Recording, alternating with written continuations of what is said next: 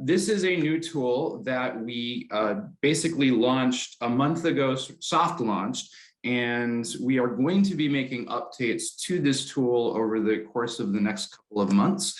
But it is live, it is available for you to use. There is a link, Victoria, I think in the notes on this slide, if you could share that out. But if you have a mobile device on you right now, I encourage you, and I'm going to leave this up for a few moments while I explain what the toolkit is. Scan this QR code on your computer screen to your mobile device, and this will add the app to your phone. And just really quickly, it is a browser-based app, which means it acts like an app, but you can't get it from, say, the Apple or Android App Store. So when you scan this and launch it on your phone, it should prompt you, if you're on an iPhone in Safari, if you're on an Android or Pixel phone in Chrome, it will prompt you to add this to your home screen. And once you've done that, it creates an icon on your home screen. And every time you launch that icon, it operates like an app. And we're using an app-based format because, as I said, we are going to be making a bunch of updates over the course of the next 2 months. And in particular, we're going to be asking you for input and feedback on what you'd like to see within the app and what additional features or information or in particular focus skills maybe that you want us to put in there. So on this slide, as was asked earlier by one of the participants, you will get these slides afterwards as a PDF. So all of these links are in there, and included on this slide is actually a video tutorial on how to add this app to your phone, whether or not you're using an iPhone or an Android phone. So our goal with this toolkit is to really help teachers transition from sort of trying out different new tools that we see everyone reaching for, and we have seen over the past 18 months, to being a bit more strategic in their approach to how they are using technology with students. So obviously at the start, it was just use what you can use what learners can access. And some of that is carried over. Some teachers have settled into more routines and strategies. And we've also seen a lot of innovation. And so it's trying to really help teachers see how you can sort of codify that process that you are doing with students and think about, how can I use technology not so it's a one-time thing that each time I try something different, that they have to learn how to do something different. Rather, how can I create routines that leverage the same strategy or each time, and I can apply that same routine to different lessons, to different subject areas, to different content that I'm teaching. So we're creating consistency for learners. And so our EdTech Strategy Integration Toolkit is organized for you to explore different EdTech strategies through 3 points of entry: by routine, which has you thinking about what are the goals for your learners, what are your goals for using EdTech, and what do you want learners to be doing? Do you want them to be creating? Do you want them to be responding? Do you want them to be building knowledge? What is the sort of process of learning that's happening in this routine, and how can you leverage EdTech for that routine? You can also explore by tool. And so all of the routines within the toolkit indicate a specific tool that is used for that routine. But in many cases, there are multiple options for the tool that you could be using. So you can explore by tool types and see different types of tools, as well as different versions of tools. So for example, Padlet is a collaborative space and Jamboard is a collaborative space. Some people say Wakelet and Jamboard have lots of different similarities, and they do, but there are differences. And so thinking about, based on the routine, which tool is going to be best suited for what you are trying to do, and more importantly, based on what your learners can access and are comfortable with. And then finally, you can search by skill. And so one of the things that we're really trying to focus on at the EdTech Center in our professional development offerings is to think about not just using technology for technology's sake, but thinking about, when we are being strategic about the use of technology, what digital skills are learners developing when they do a routine? If you're having students communicate in any type of open space, there's replications for what that means and what they're doing in their day-to-day life. If they're posting to social media, that is a communication skill that you are communicating out into a broader audience. So how do you tailor what you're saying in that context versus in a text to one person or into an email? So when we're leveraging these technologies, it's providing explicit guidance for you to think about, what are students doing and how can I be explicit about the skills that they're developing when they're doing it? So it's not just, again, using tech for tech's sake, but we're creating true learning around digital skills that students are developing. So I've said routine a bunch of times, even though this is a strategy toolkit. So I want to just be sort of clear in terms of the vocabulary that I'm using. So again, we want sustainable routines. And in my book, at least, this is not an authoritative definition per se, but this is what I believe, that if something is replicable, that means that it can be incorporated into your regular practice, that you can hopefully use it whether you're teaching remotely or in person or synchronously or asynchronously. And you can use it in different subjects and topic areas. And the reason I say that is this flexibility has been something that I've been really trying to say from the beginning of the pandemic, because all of this time we're investing in using EdTech and trying EdTech. My hope is that we haven't been doing this just because that's the only way that we can engage with learners, but those routines that you're developing with students, can they be transferred into in-person so that when you are doing whatever mode or model of learning you're settling into now or in the future, that those routines can carry over, and that creates that true flexibility depending on sort of the setting and context that you are working in. So on the right-hand side, I have two examples of, say, a routine such as a KWL chart. Now, I could do a KWL chart in a bunch of different tools. We'll look at that in a second. But in this case, I'm supposing maybe I use a spreadsheet like Google Sheets or Microsoft Excel, where I have KWL and I have rows for students' names, and the students can enter in one space what they know, what they want to learn, and what they learned from any unit of study. I can use that in math, I can use that in language, I can use that in social studies, I can use that in any topic. A budget activity is also using spreadsheets. So say I wanted to do an activity where students are learning how to create a budget using Google Sheets. That's great, and they're learning new skills and they're learning how to use an important tool, Google Sheets. But it's not a routine because it's kind of a one-time thing. It's a one and done. You do it for that particular topic, lesson, or activity, and then you're not going back to it. It doesn't mean you shouldn't do it. What I'm saying, though, is that's not a routine. That is an activity that is specific to a particular context. And over the course of the past 18 months, as Victoria said, we've been doing these since March of 2020. We've seen examples of teachers really being strategic about how they're leveraging technology. This is from one of our earlier strategy sessions last year, where two teachers shared how they were developing a customer service course for ESOL learners. And they started by thinking on the left-hand side, what are the topics that we want to focus on in this course? And then they thought about what are the activities that we want learners to be doing in each of these lessons. And then they thought about what tools do we want to use for those activities. And in the process of this mapping out that they did, they came up with replicable routines. So for every vocabulary lesson across these 3 lessons, they are going to engage with Google Slides, which Elisa mentioned earlier is one of the tools that she uses. You'll see actually across the board, they use Google tools for all of them because they like the fact that not only are these tools that provide engagement for these different activities, but they're also really good productivity tools that many of us use in our day-to-day professional and academic lives. And so they felt it was sort of a win-win in that, but very strategic in terms of their approach. And again, what they did by doing this is creating consistency because these are routines. So lessons 2 and 3 and beyond, because they can use these same tools and these same activities for other content areas, there's not this barrier at the start of how do I do this activity because they're using a consistent activity format. And so in the case of a KWL, so now we talked about a strategy or what you want students to be doing.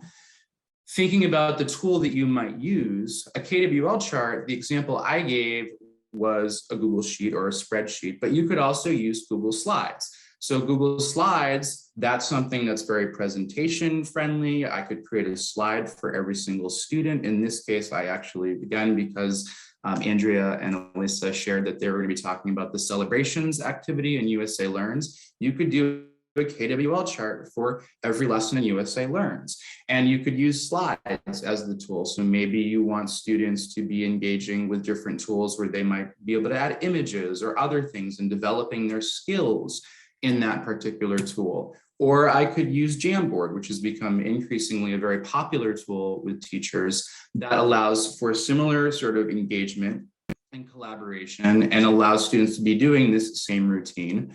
Or I could be using something like Google Docs, where I create a shared doc that everyone has a page in the doc and they fill it out in that. All of these have advantages and disadvantages based on your students, your context, their access, and the skills that you want to develop. But the strategy toolkit is designed for you to see that there are these options, and then to think about if this is a strategy that you want to do, or if this is a tool that you use and you want strategies for that tool, or if this is a skill you want to develop with your learners, that you have the ability to explore effective routines with your students using all three of those. And so I just skipped ahead in my presentation by talking, but that's sort of the point here. In the middle, we have a routine. And this routine, which we're going to look at in a second using USA Learns, is sharing information using online bulletin boards. Well, that connects to two different tools and or more, because I'm sure many of the people on this call have other ideas for how they might do this same routine. But when you're in that routine, you can hop into online bulletin boards and you can see other routines that use those particular tools. And in this routine in the middle, it also indicates the skills that learners develop. And you can jump over to see what those skills are. And you can actually see learning resources to have you dive deeper into those skills with learners. So let's hop into the toolkit now. And I'm going to escape from here and I'm going to jump into the tool. Now, I'm in the authoring environment, and that's only because it's sort of easier for me to present by that. If you clicked on the link that's in the slide, and I'll share that again in the chat, you can view this on a desktop computer. It's not designed for desktop, and I will say that we are building a desktop version of it, but we're starting with the app just because it's easy, it's accessible anywhere. And we want to gather, as I said, that input from folks before we invest more in building out the desktop version. But just as you saw, and I'm going to move my toolbar so it's not in the way.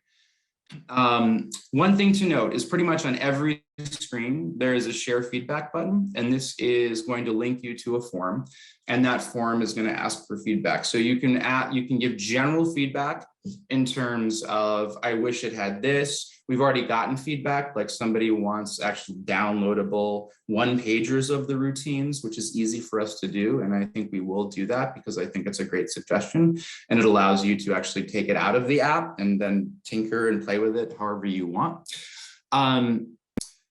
And these appear actually on each of the routines that we'll look at and each of the strategies that we'll look at. And so that's just there for us to gather feedback. And it probably won't go away because this is a collaborative tool that we only build based on the information and the things that we're seeing that are effective in the field. So again, you can explore by routine, by tool, by strategy. So I'm going to hop to process in practice. This is one of the stages of learning. And I see all of these different routines. I see it's organized by the types of tools that are being used. And I can click on any one of them and then see the actual routine. And so the routine sort of anatomy is broken up into a what, why, and how. What is this routine? Why is it an effective routine? And we connect to evidence-based strategies. And these evidence-based strategies come from the Digital Promise Learner Variability Navigator tool. I'll click on one. This is a different experience than what you would experience in the app. But if I click on that, it's actually going to take me into a deeper dive about this evidence, this underlying evidence-based strategy that's used in the routine. And so for each of the routines, it says what it is, why it is, it connects to evidence-based strategies, and then it gives some details in terms of how would I actually implement this routine with my learners. And then at the bottom, it also provides guidance in terms of the digital skills that learners are developing when you do that routine. As I said, don't use EdTech just for EdTech's sake. Thinking about ways that you can be explicit about the skills that learners are developing. And so within each of these, it gives sort of context as to what this skill is and why how it's being developed in this particular activity. But every single one of them also provides direct instructions. So prompts and questions that you could ask learners if you were doing this routine to help them think about, why is this skill relevant to me? How do I see this skill being used in other areas? What are considerations that I need to make during this activity or in the real world if I'm using this tool or doing this type of process like communicating? So it's a really explicit sort of guide for each one of the routines in here. And as I noted, if I were to click on this, it's going to launch me over to my tools section. And these are different tools. So maybe I don't use Mentimeter, which was the example in that routine, but there's 3 other tools that I might be able to use for that same routine. So it's helping not just say this is a routine you can use, but also giving you options for the types of tools that you might use for it. So just real quickly, because I know I'm short on time, it's organized into EdTech tools. And so you might have a tool that you know you have to use with learners, right?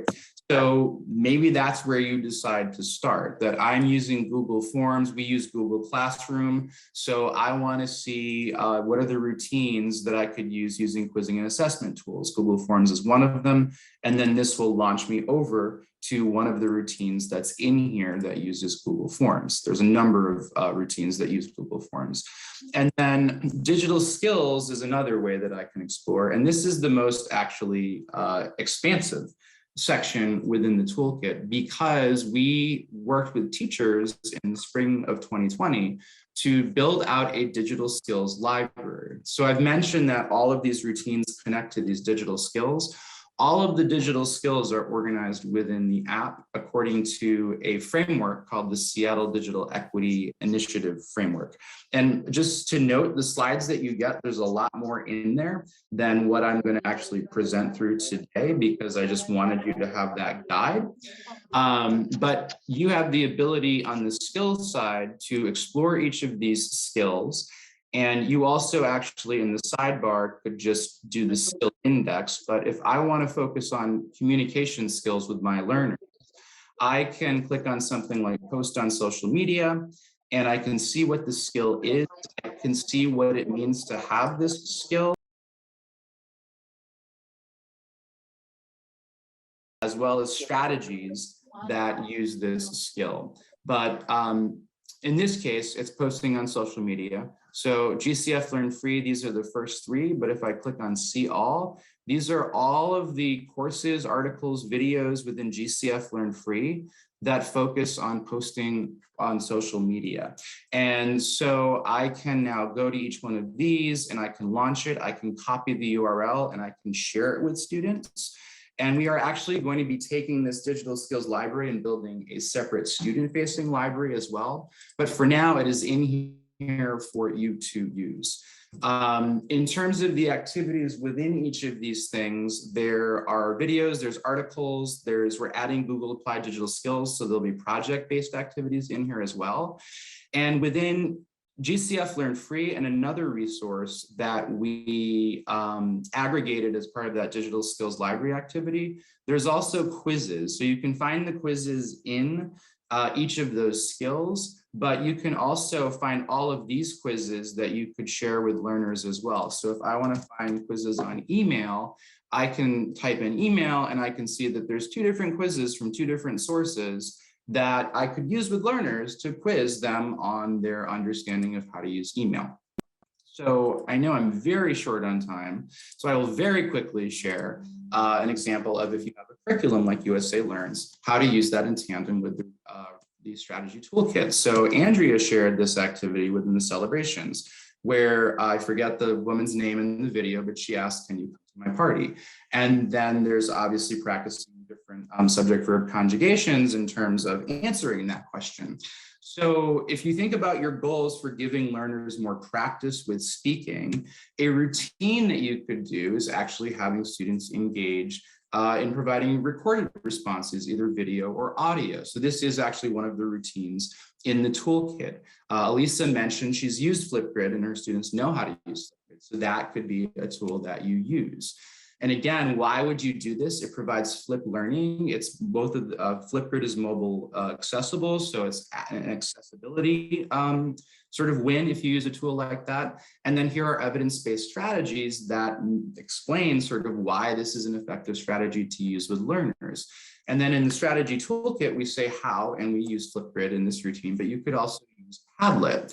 And we think about that as a routine now. So here's an example of a Padlet I created that you could use for that lesson. Students could answer with text, students could answer with audio, or they could actually answer with video, depending on how they want to practice and what they're comfortable with. But it's giving them options. And the nice thing about this, because it is a routine, all of these lessons, I can create sort of activities that have different prompts for students based on the content and the language activity, and then students are practicing their responses in first person, second person, third person, singular or plural.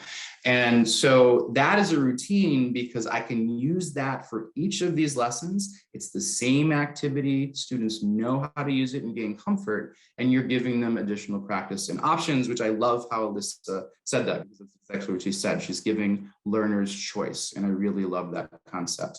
So that is the point of the toolkit. Again, I think we both, the USA Learns folks and I have tons to share and are excited. So again, there's more slides in here that sort of share some detail about the skills and how we came up with those and the resources that are in there. But I encourage you to check it out, and I encourage you to provide feedback.